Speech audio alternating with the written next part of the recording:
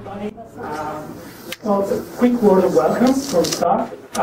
And since you are such a large and diverse crowd, we thought that also a large and diverse crowd should welcome you. So you're getting the three of us.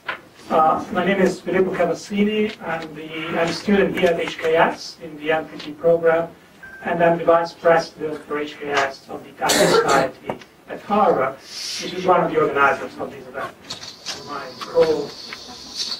So my name is Francesco Tronci. I'm an MBA student and co-chairman of the Italian Society. I'm Paola Sturla. I'm a student at the Harvard Graduate School of Design, and I'm vice-president of the Italian Society. And so welcome on behalf of the four sponsors of this event: the Carr Center for Human Rights at the Harvard Kennedy School, the Consulate General of Italy in Boston, and the Consul General Liborio Stellino, who's here today, the Italian Society at Harvard Kennedy School, and the Harvard Kennedy School of Student Government. Working together has been at first a great learning opportunity, and also fun. And we hope that there will be many other occasions for these organizations to work together in the future, even if some of us will not be here the next year. So the Italian Society was recently born to create and foster collaboration among Italian students, and not only Italians, but just everybody interested in Italian speakers or Italian loving people.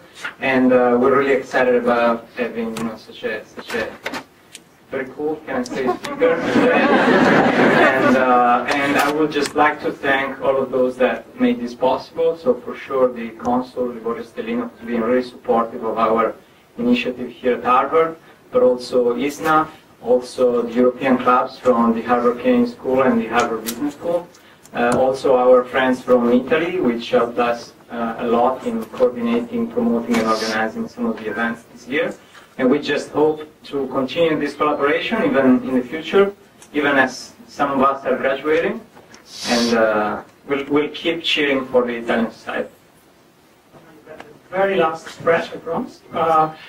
So just a quick word of thanks for the office of the Italian Society, who really put a lot of work and effort into this event, all the other events we organized this year.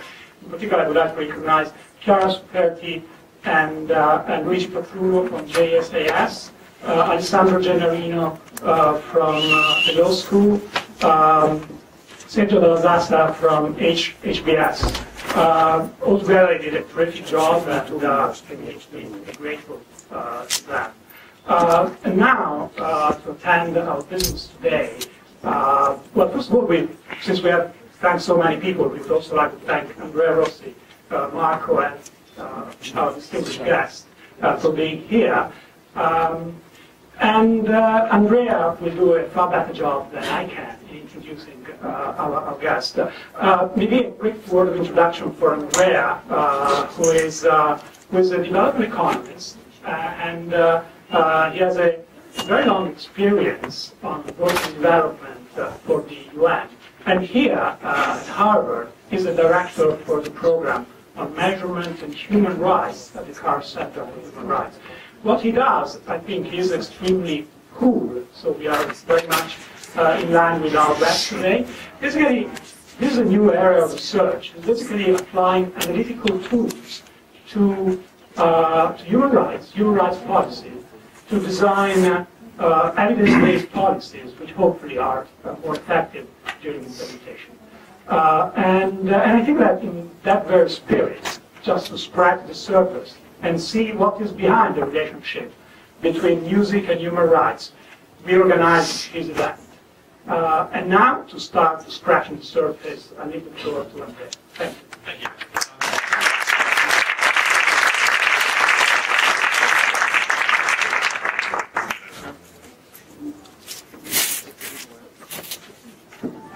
So welcome to the Harvard Kennedy School. I don't know how many of you are students here. I hope a lot. It's really a pleasure for me to organize this quite unusual but interesting event. And I will try to be as brief as possible so we can talk with Lorenzo Jovanotti. How can I call you? Okay. we will. It's interesting for us. As I said, I do statistics. I don't do music. So I know it's much boring than doing music. But it's a way for us to talk about human rights in an area that actually people probably don't used to listen to us. We will.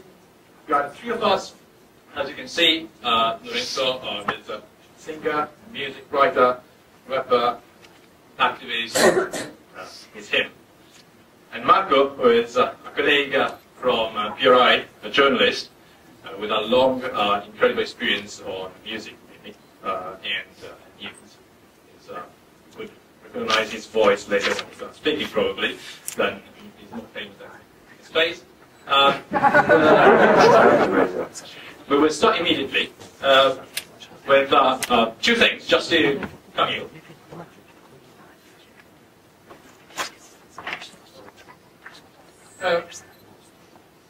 When we talk about music and human rights, we just put some examples here. It's not something new. We got from Beethoven to 9th Symphony on talking about freedom of people, which unfortunately we can play. They're all videos, but they cannot move it here. They got from nationalism. A lot of nationalism talk about rights and move people.